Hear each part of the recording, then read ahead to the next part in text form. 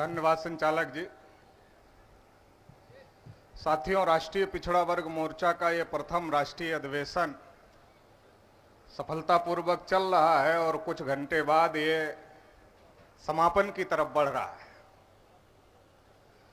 बहुत बड़ी संख्या में आप लोग देश के कोने कोने से आए हैं, इसके लिए आप सभी लोगों का आभार व्यक्त करता। माननीय वामन मेश्राम साहब अपने व्यस्ततम समय में से समय निकाल करके हम लोगों को दिया हुआ है, इसके लिए माननीय मेश्राम साहब का, माननीय बघेल साहब का और तमाम अतिथि जिनको हमने आमंत्रित किया था और वो आए, तो उनको भी आभार व्यक्त करते हैं। और अभी आप लोग जितनी बड़ी संख्या में आए हैं, उससे इस बात का अंदाजा लग गया है कि अभी पिछड़े जग रहे हैं। पूरी तरीके से जगे तो नहीं है, मगर जग रहे हैं। और पिछड़े जग रहे हैं, तो जब पिछड़े जगते हैं तो ब्राह्मणों के पेट में दर्द होता है। और जब ब्राह्मणों के पेट में दर्द होता है तो काशी जैसा विवाद पैदा करते। काशी में सम्मेलन हो रहा है, इसलिए काशी में ही बता रहा हूं। जब ब्राह्मणों के पेट में दर्द होता है, कब दर्द होता है? जब हम पिछड़े अपने अधिकार की बात करते हैं, तब ब्राह्मणों के पेट में दर्द होता है। जब हम मंडल की बात कर रहे थे, तब वो कमंडल की बात कर रहे थे। आज हम जाति जनगणना की बात कर रहे हैं तो काशी, मथुरा, हिजाब और अजान की बात कर रहे हैं। तो हमें समझने की जरूरत है। आप लोग बहुत बड़ी संख्या में आए हैं, तो आप समझ गए होंगे और आपको गांव-गांव समझाने की जरूरत है। बहुत बड़ा अधिवेशन आप लोगों ने सफल किया है, लेकिन ये तो अभी पहला अधिवेशन है। जैसा मेश्राम साहब ने कहा, अभी आगे तो लड़ाई बहुत बाकी है।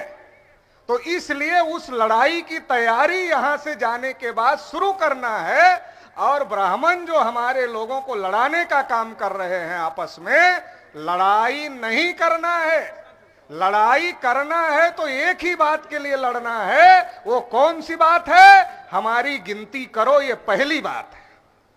और दूसरी कौन सी बात है? जितनी हमारी आबादी है, संख्या के अनुपात में सभी क्षेत्र में हमको हिस्सा दो, ये दूसरी बात है लड़ाई की। तो ये दूसरी बात करना है लड़ाई की। और तीसरी बात लड़ाई की ये करना है, शेड्यूल कास्ट पर अन्याय अत्याचार होता है तो शेड्यूल कास्ट के लिए एट्रोसिटी प्रिवेंशन एक्ट है। शेड्यूल ट्राइब पर अन्याय अत्याचार होता है तो शेड्यूल ट्राइब के लिए एट्रोसिटी प्रिवेंशन एक्ट है। बलिया नजदीक में ही है, बनारस से। पाल बिरादरी के एक बच्चे को गोली मार दिया था पुलिस प्रशासन के सामने ही, आप लोगों को जानकारी होगी। प्रतापगढ़ की घटना की जानकारी होगी, कौशाम्बी की घटना की जानकारी होगी, मध्य प्रदेश में कई घटनाएं हुई उसकी जानकारी होगी, और देश भर में कई घटनाएं हो रही है बैकवर्ड क्लासेज के साथ में, उसकी भी जानकारी आपको होगी। तो हमारे लिए भी एट्रोसिटीज प्रिवेंशन एक्ट बनना चाहिए, सुरक्षा कानून बनना चाहिए। इसकी भी लड़ाई लड़ेंगे। और ईवीएम की वजह से हमारा वोट लूटा जा रहा है, ईवीएम को खत्म करेंगे, जमीन में दफनाएंगे और ईमानदारी से चुनाव करने वाला बैलेट पेपर लेकर आएंगे। इसकी भी लड़ाई लड़ना, मतलब लड़ाई कौन सी लड़ना है? जिससे हमारे बच्चों को हक अधिकार मिले, वो लड़ाई लड़ना है। लड़ाई वो नहीं लड़ना है जिससे पंडित लोग खा खा के 2-2 कुंटल के हो जाएं, वो लड़ाई नहीं लड़ना है। लड़ाई वो लड़ना है जिससे हमारे बच्चों को हक अधिकार मिले। ये बात भी हमें समझना है और ये बात भी हमको गांव-गांव जाकर समझाना है। क्योंकि जब जब हमारी जागृति होती है, तब तब मुद्दा डाइवर्ट किया जाता है। इसलिए इस बार ये जो संगठन खड़ा किया जा रहा है, ये जो कैडर बेस संगठन देश भर का खड़ा किया जा रहा है, और भारत के इतिहास में ऐसा मुझे लगता है पहला कैडर बेस संगठन राष्ट्रीय पिछड़ा वर्ग मोर्चा पिछड़े वर्ग के लोगों का खड़ा किया जा रहा है। और मैं बहुत ज्यादा उत्साहित हूं इस बात से लेकर कि मुझे हमारे पिछड़े वर्ग के साथी बहुत ज्यादा साथ सहयोग दे रहे हैं। हमारे शेड्यूल कास्ट के साथी तो सहयोग दे ही रहे हैं, क्योंकि वो पहले से जागृत है। वो हमको कहते रहते हैं कि पटेल जी आप ओबीसी को जागृत करिए, हम आपके साथ हैं। शेड्यूल ट्राइब के साथी हमको सहयोग दे रहे हैं, कह रहे हैं पटेल जी थोड़ा ओबीसी को भी जागृत करिए। लेकिन हमारे लिए अब ये बहुत खुशी की बात आपको बता रहा हूं कि हमारे पिछड़े वर्ग के साथी भी बड़े पैमाने पर हमको साथ सहयोग कर रहे हैं और इस आंदोलन में जुड़ गए हैं। बनारस के अंदर भी और देश भर के अंदर भी बड़े पैमाने पर साथ सहयोग हो रहा है। इसलिए अब ब्राह्मणवाद के दफन का अंतिम समय आ गया है। हमारे बहुत सारे लोग घबराते हैं, जब हम पढ़े लिखे बुद्धिजीवी वर्ग के लोगों से मिलते हैं वो घबराते हैं और हमको कहते रहते हैं पटेल जी ये हो रहा, वो हो रहा है, वो हो रहा। हमने कहा ये तो हो रहा है, ये परिणाम है, कारण थोड़ा ही है।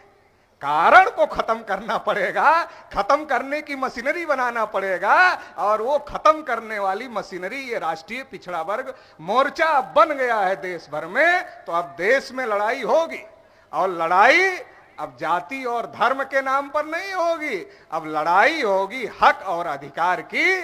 जिसकी जितनी संख्या भारी उसकी उतनी हिस्सेदारी, अब इसकी लड़ाई होगी। आखिरी बात कहकर अपनी बात समाप्त कर देता हूं, क्योंकि मेसराम साहब का फ्लाइट है, उनको जाना है। तो हम चाहते हैं कि दूसरे सत्र में भी हमको मार्गदर्शन करें, तो इसलिए बहुत सारी बातें आप मैं नहीं करना चाहता। आखिरी बात कहकर अपनी बात समाप्त कर देता। हरियाणा में मेसराम साहब की सभा थी, ब्राह्मणों ने रोका। कानपुर में मेसराम साहब की सभा थी, ब्राह्मणों ने रोका। आर्टिकल 19 में बोलना मौलिक अधिकार है।